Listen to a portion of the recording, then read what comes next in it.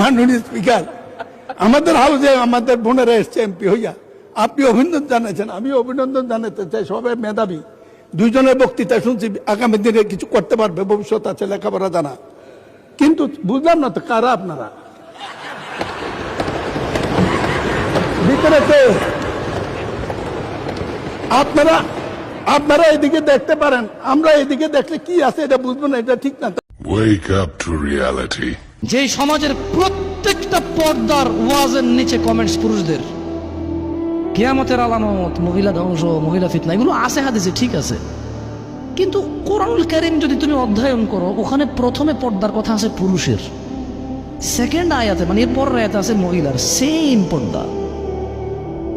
মানে ওর কথা হচ্ছে মহিলা হাঁটছে, সমাজ নষ্ট হয়েছে কেমনে? পোলাপান ফেলফেল করে তাকায়া ছিল, পোলাপান যে ফেলফেল করে তাকায়া ছিল, ওতে পোলাপানের সমাজ নষ্ট হয় নাই। তো এই সমাজের ক্র্যাক মাইন্ডেড পুরুষের কি করব আমি?